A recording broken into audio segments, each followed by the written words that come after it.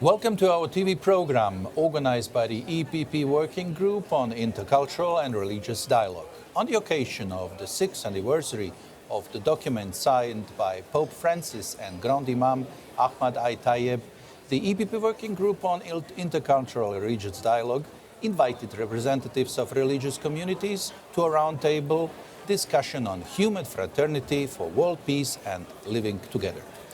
What are the lessons of the document signed 6 years ago? Today we will exchange views about it. Our distinguished guests today are Imam Yahya Pallavicini, Vice President of COREIS Islamic Religious Community in Italy and Chairman of EULEMA, European Muslim Leaders Council in Brussels. Welcome. Thank you. Our next guest is Father Manuel Barrios Prieto, Secretary General of the Commission of the Bishops' Conferences of the European Union, COMECE. Welcome. Thank you. And Željana Zovko, co-chair of the EPP Working Group on Intercultural and Religious Dialogue in the European Parliament, the organizer of the conference on the 6th anniversary of the document on human fraternity and world peace and living together. Welcome as well. So, recently in the European Parliament in Strasbourg, the EPP Working Group on Intercultural and Religious Dialogue organized a discussion which provided an opportunity to reflect on the key features of the document on human fraternity for world peace and living together. Having in mind the latest news from the Middle East, the continuous Russian aggression on Ukraine, and taking also into account the increasing uncertainties occurring between major powers such as US, China and Russia, will all this redefine international relations and create challenges for global governance and collaboration? Where are Europe and global religious leaders? Do we hear them? Are they vocal enough? Do they have a suitable stage?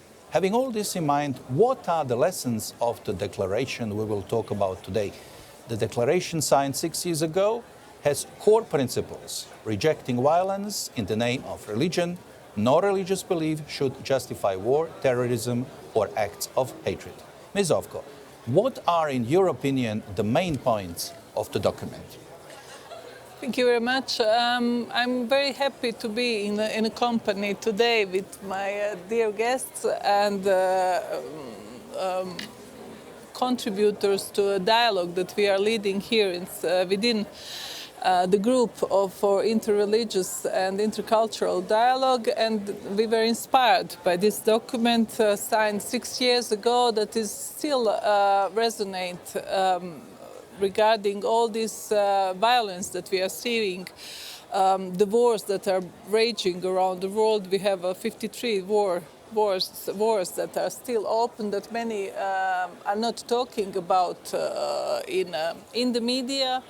And lots of this violence is based also on the religious ground. The document that Pope Francis presented, Human Fraternity, and that it was signed in Abu Dhabi together with Islamic leaders in this holy month also of Ramadan, and the holy month as well of Carême, of the Lent for Catholics, is a time of reflection as well on what this document really meant for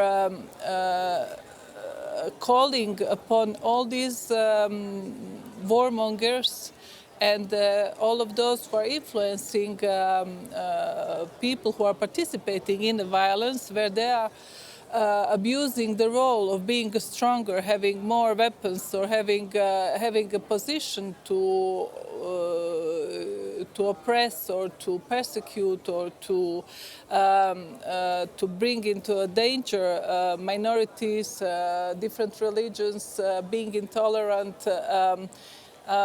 In the name of the God, that this is not the case. They don't have a justification. They don't have a approval or backing by any of the leaders of the three main religious religion. And this was a point also of the reflection that the speeches that we are hearing of the grand menace of the certain religion is wrong, that we have to base our dialogue on and our position on the common things that unite us more than that divide us. But in order to do that, we have we have to acknowledge the religion.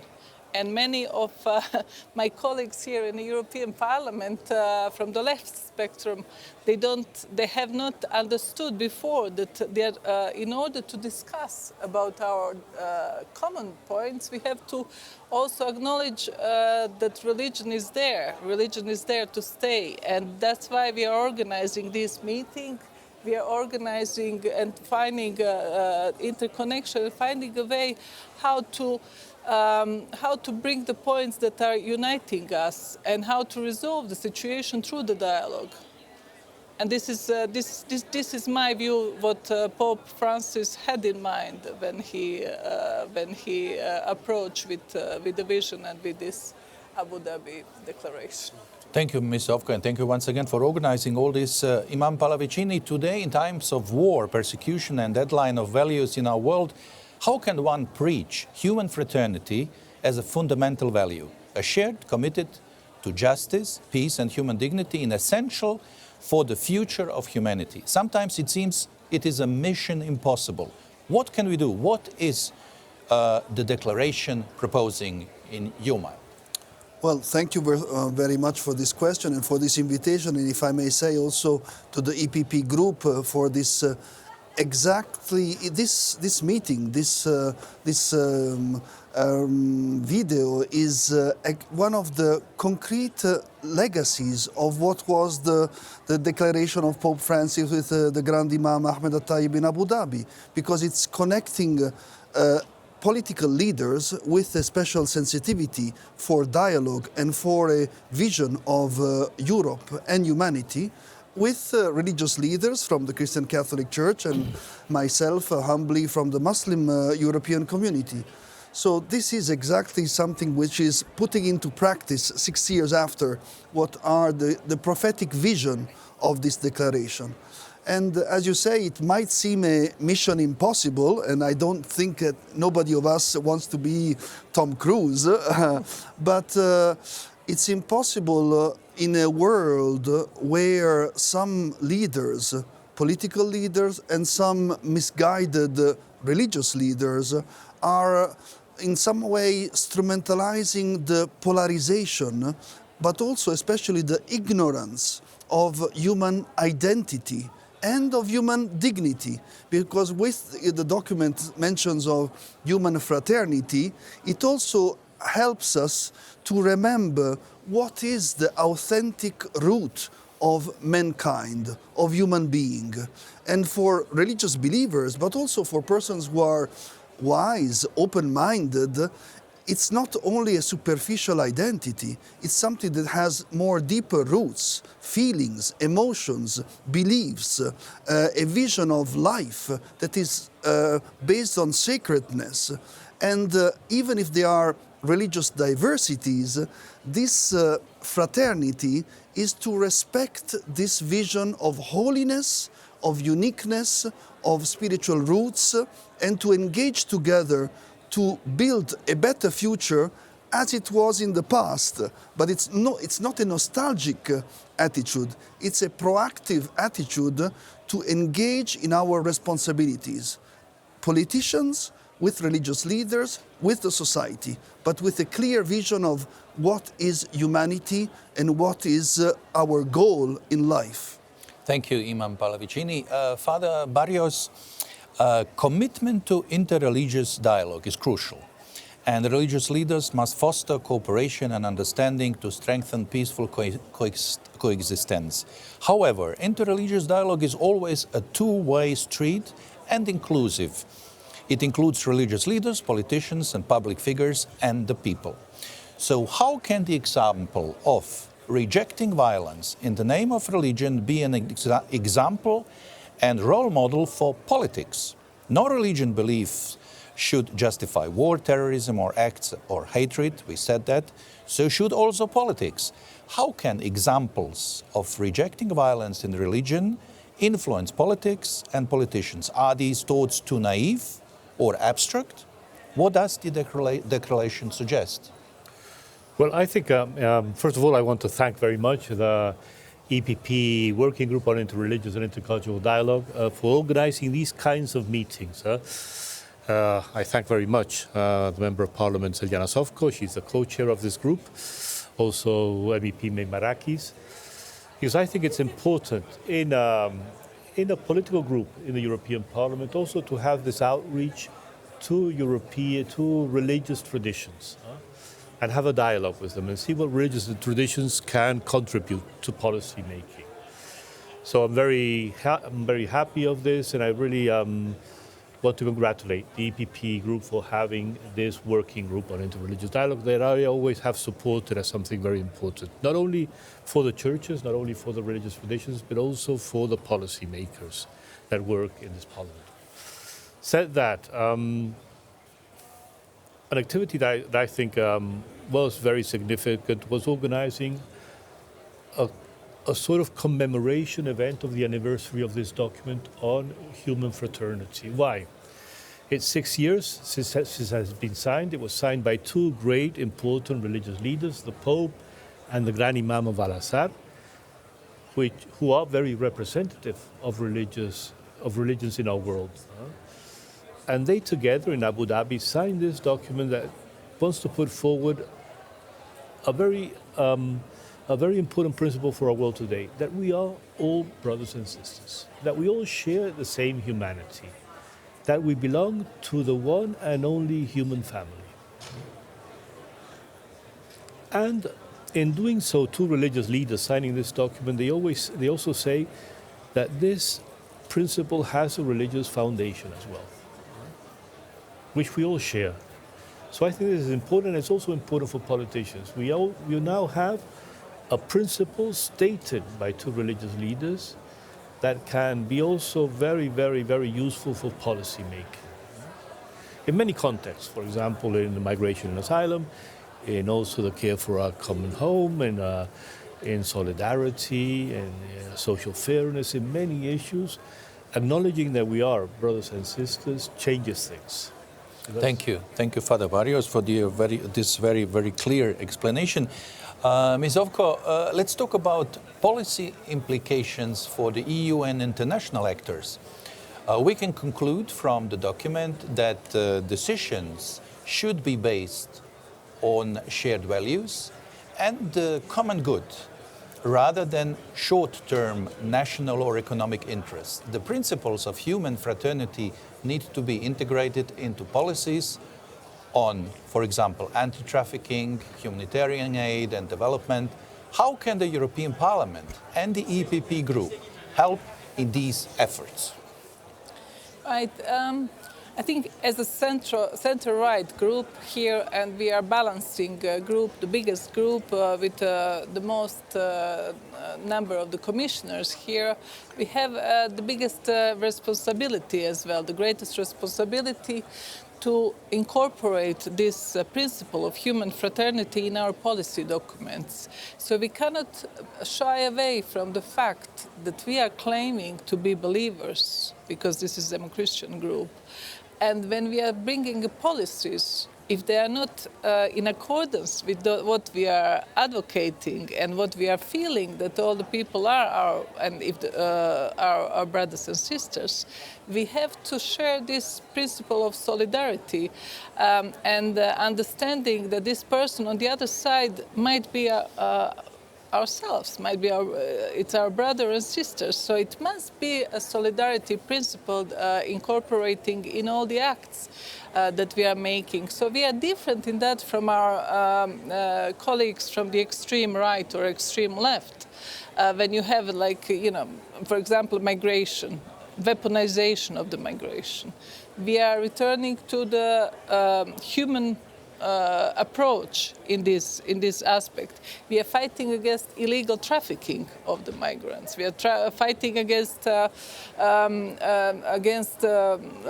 breaking their freedom and human rights, but also invading the borders. But we are also fighting for the migrants who are inside the European Union to have a human treatment, to have a solidarity, to have a human approach, and also for in the other aspects, if we are having persecuted minorities, like what we have done in a case of Uyghur in China. We have the same approach when it comes to Alawites now in Syria, persecution, or the minority of the Christian. And if we are having an issues with anti-Islamism and anti-Semitism in European Union, we are advocating for, and also anti-Christian behavior, we are advocating for strong support to the envoy, special envoy for for the freedom of belief. And it was upon our initiative that this position was established, but we are advocating for much more support in the office and much more logistic support in his work or her work. And also, when we are giving this development aid, we want that churches, together with Islamic communities, that are being helped as well, because they are the best representative of civil societies in areas when they have returns of the minorities, and not to be let out to some so-called more religious organization who are abusing this fact and promoting some more extreme values than the ones that we have in our interreligious and interfaith dialogue. So above all, we want this factor of religion to be recognized and to be taken into account when we are thinking about civil society, when we are thinking about development aid, when we are thinking about foreign affairs, instrument for preventive diplomacy. We want religious leaders to be taken into account when we are negotiating or mediating. We know that some of them are the best envoys, and they can also, because they know the society, they are in touch with the grassroots society and their needs, and not to be taken out of this salon civil society that we are used to, where European Union is spending money without real accountability and the changes on the ground. So I think we have a great work to be done here, and to help, because my colleague, co-chair Memerakis, and myself, we are from different religious backgrounds. He's Orthodox, I'm a Catholic, and this also brings added value in the in understanding of these Eastern approaches, and we all used to live with different religious communities, and we understand how much religion in Mediterranean basin plays role in everyday life and in tolerance among the people. Thank you, Ms. Zovko, for sharing your experiences. And Imam Pallavicini, international institutions should continue to promote and defend religious freedom and human rights. Are you satisfied, and what could be improved? Are you satisfied with the situation now? Well, that's a good question. Allow me to link, if I may, the wise answer of a member of European Parliament, Zovko, to this question, because I think in order to implement with more wisdom, with more vision, the duties and the responsibility of international organizations, one should start to update some points that were raised before, because we should avoid that religion be hijacked by extremists.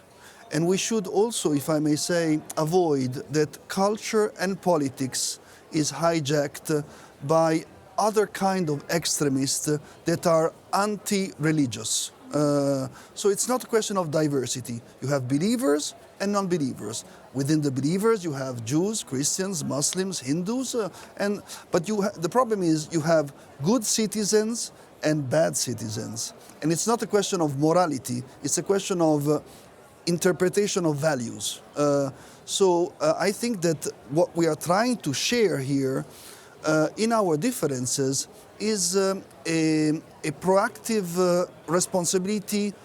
I would call it a convergence. So coming from different responsibilities, a political responsibility, a religious responsibility, and within these different Orthodox, Catholic, Muslim origins, but trying to work together with some faith and intelligence for some common goals.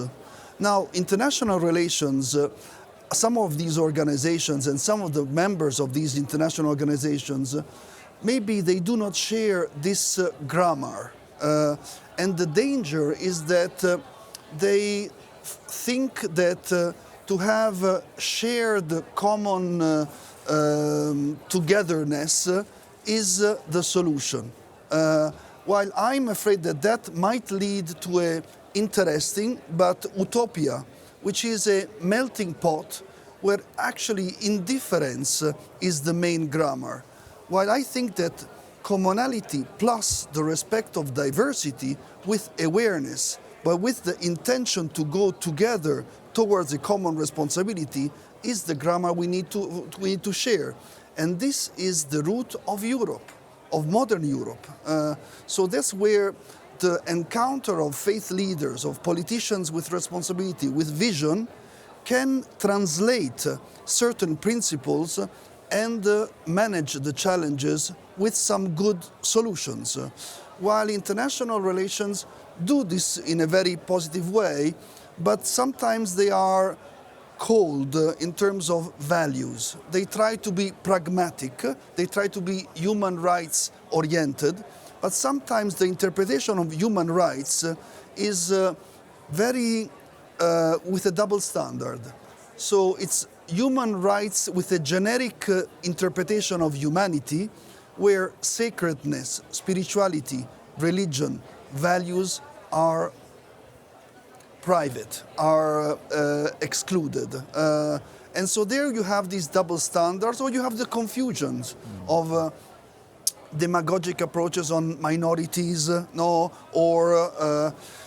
so it becomes a question of numbers and not a question of culture. And there is where I think the debate is open. Thank you, Imam Pallavicini. Father Barrios, we all know that strengthening interreligious dialogue is vital in building a more inclusive world. What are the best ways in doing so? What are the best examples you can think about? Well, there are many kinds of interreligious dialogue that go from meetings that we have in ordinary life, in the market, in the street, with the neighbors. That is also interreligious dialogue, to more sophisticated, more specific kinds of dialogue where theologians meet, religious leaders, and they share their thoughts, they share their theology, they share also their religious experience. So religious dialogue, there are many kinds. I would say what is really important is that we have a real encounter, a real human encounter between persons of different traditions, in which we can share what we feel, we can share what we think, we can share also our scars, our difficulties, because that, at the end, makes us abandon our prejudices, makes us see in the other not an enemy, not a foe, but someone that is like me, with a heart like mine. And that's what creates this awareness of being humans, of sharing the same humanity. And this, I think, is important. I've had the privilege that when I was a young child, I studied in a very diverse school in Rome, where there were people from many places in the world and different religious traditions. So since I was a child, I met with people from different religions, and that has helped me to see that we all share the same humanity. We have a faith, a religion that is important for us, that gives us meaning in our lives, for which we are strong to defend our beliefs. But we also see that the others have other beliefs, and they're not enemies. They're not somebody that has to be conquered or changed. We share a common humanity. That, I think, is the important thing of interreligious dialogue. Common humanity. Thank you, Father Barrios.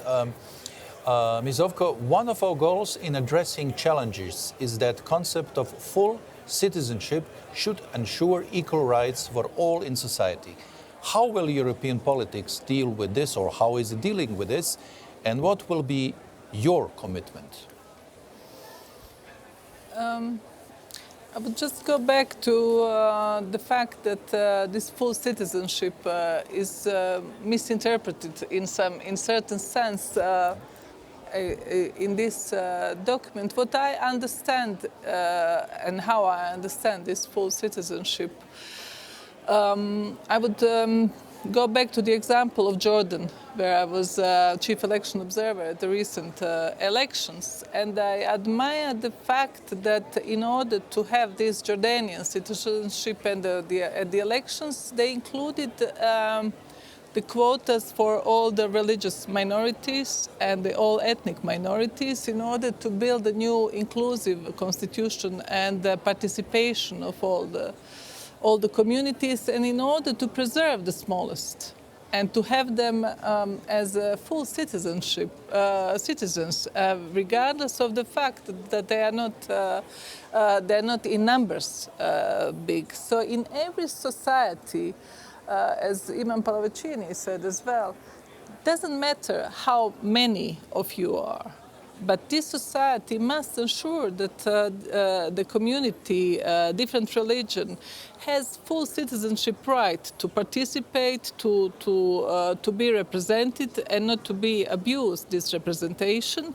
We are having this new constitution being negotiated in Syria as well, and we are concerned about the rights of the different communities to be included.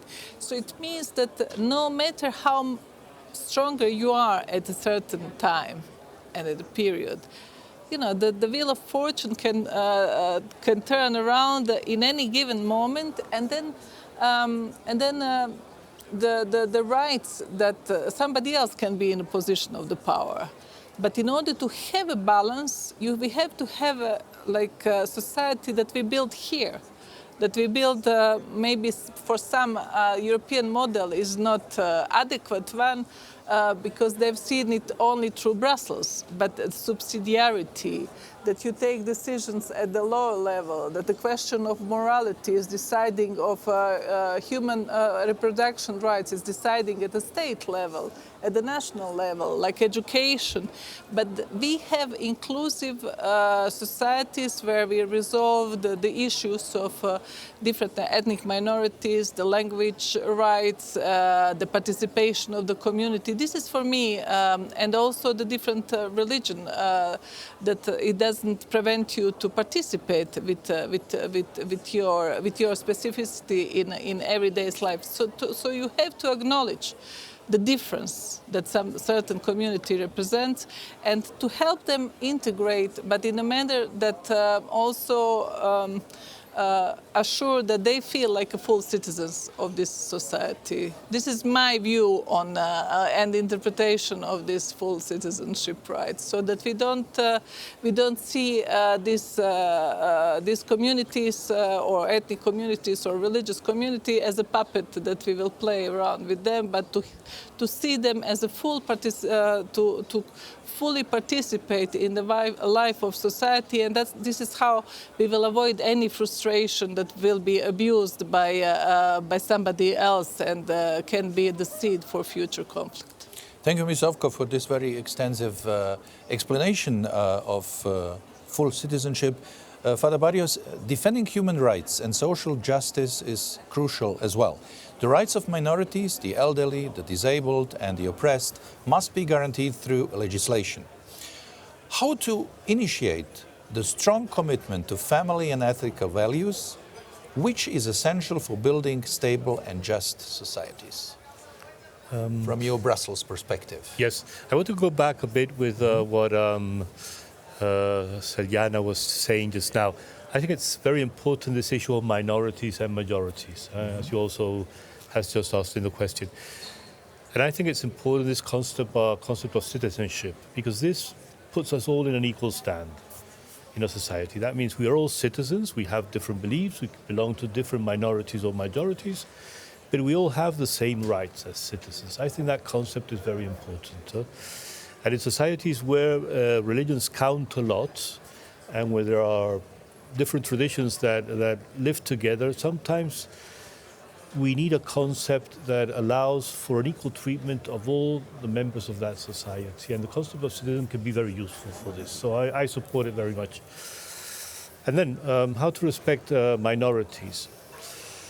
I would say, I know that some people won't agree with me on this, but I would say that religion really gives a good foundation for the defense of the most vulnerable, for compassion, for helping people that are in a minority situation, because in the DNA of every religion, there is this concept that we're all equal, we're all created, we're all, in the Christian we say, sons and daughters of God.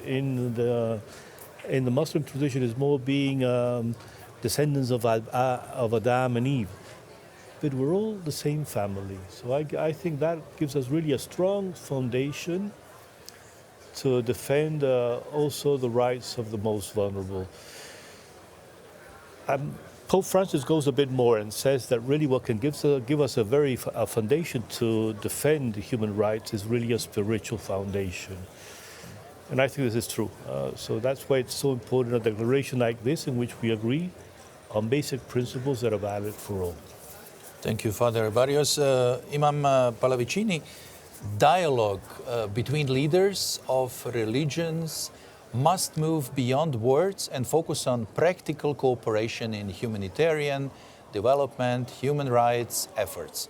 Faith communities must work together to reject the manipulation of religion for political and economic gain.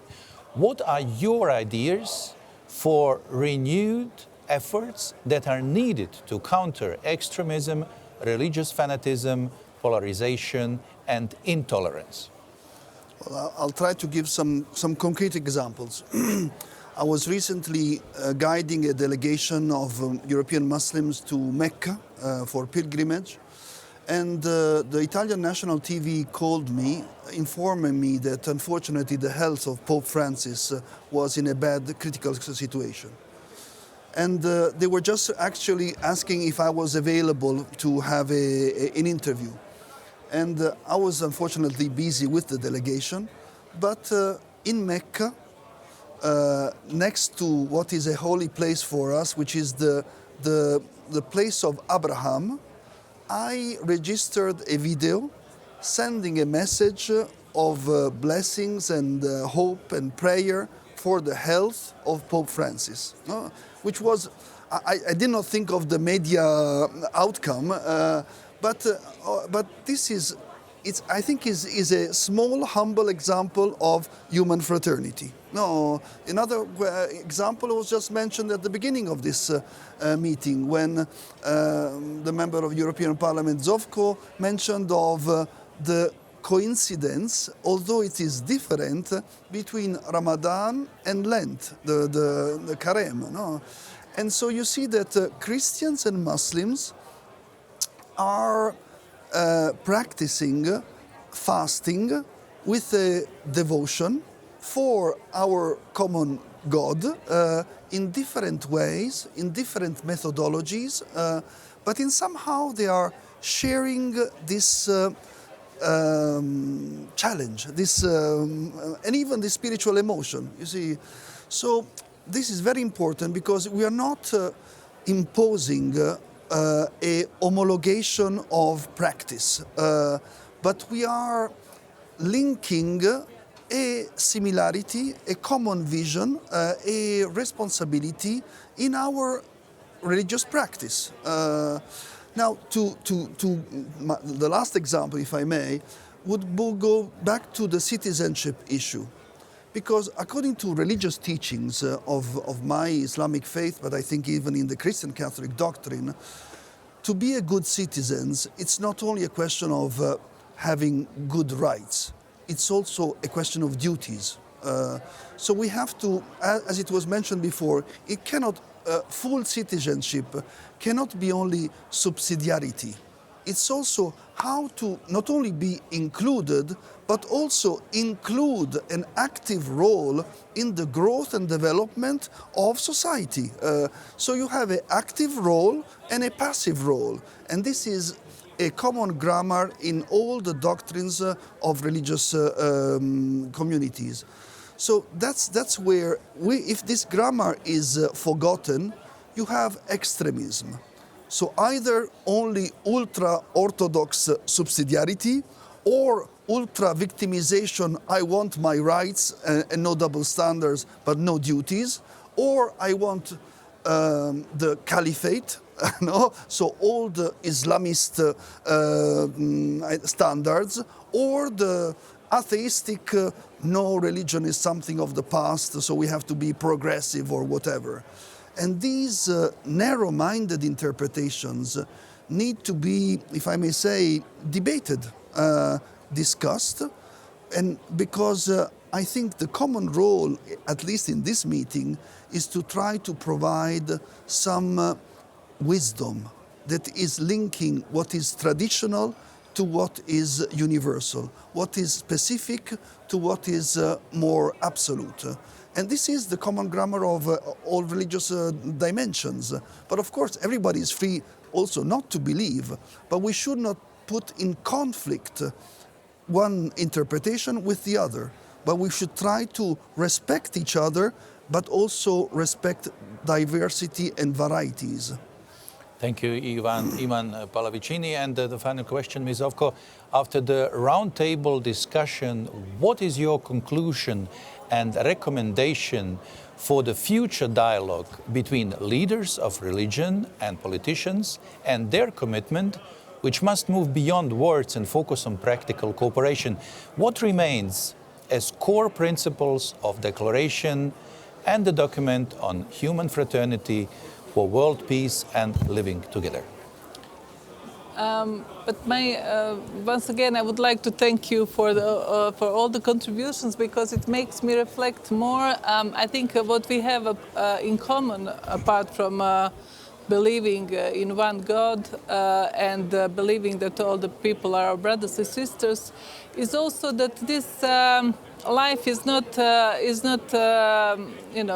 box of chocolate, as Forrest Gump said it, but it's a life. It's a way where you suffer, where you take your pain, and this period also makes us reflect on the pain that people are going through. Like for us, it's Jesus who went through his pain.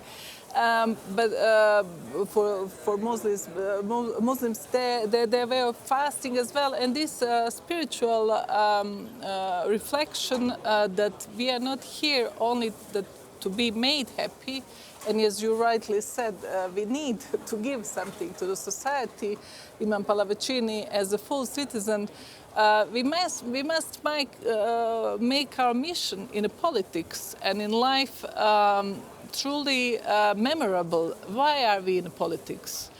We are having religious leaders accountable as well to make us better politicians. And this is what we are offering as a platform for discussion, because on many occasions I can hear my colleagues or politicians explaining religion with such an ignorance and just hijacking religions for their own goals, just to gain votes or to instigate hatred or to have immediate gain, but with their voters and with the people, without full understanding what religion really preaches. Because we must admit that many of our citizens are very ignorant about the true meaning of the religion and what the happiness it can bring you in having your duties fully exercised, accomplished, and contribute, and your contribution to the society, if it's in a help to the other. and not for your own personal gain. If we manage to combine these two, and if we manage to bring some sense into our work, I think our goal will be, the world will be much better place, because the world is in which we are living is really, we are all passing through this world, and as a politicians, some of us are 1 cycle, 2 cycle, 3 cycles, but that's it. Human life is not. We are not eternal, and I'm really fed up when I see all these messiahs who think that without them the world will collapse. So, religion for us is an anchor to give us a point of view as well, and to make us, it's memento mori for our, for our program in this, especially in this European Parliament. Thank you very much, Ms. Zovko. So in the coming decades, the global religious landscape will undergo maybe profound changes, and Europe must adapt accordingly. As we continue to explore the intersection of religion and politics, it is essential that we build deeper partnerships with churches and religious organizations, both within the European Union and beyond, to advance peace, solidarity, and shared understanding. I hope that this exchange today was also a valid and honest contribution. So, dear guests, I thank you very much for participating and sharing your experience and views and vision on topics discussed today in the European Parliament and in this program. I wish you a lot of success in your tireless and important work with and for the people, bringing people together, and all those who believe in the power of dialogue that fosters cooperation, understanding, and respect. With us today in the open studio of the European Parliament in Brussels were Imam Yahya Pallavicini, Vice President of COREIS Islamic Religious Community in Italy and Chairman of EULEMA, European Muslim Leaders Council in Brussels. As well with us today was Father Manuel Barrios Prieto, Secretary General of the Commission of the Bishops' Conference of the European Union, COMECE, and Željana Zovko, co-chair of the EPP Working Group on Intercultural and Religious Dialogue in the European Parliament, the organizer of discussion and exchange on the 6th anniversary of the document on human fraternity and world peace and living together, signed by Pope Francis and Sheikh al-Azhar Ahmad al-Tayyeb 6 years ago in Abu Dhabi. I am Alen Legovic. Thank you for watching us. Follow us on our YouTube channel. Follow our activities in the EPP Working Group on Intercultural and Religious Dialogue and partners in the European Parliament from the heart of Europe. See you soon and goodbye.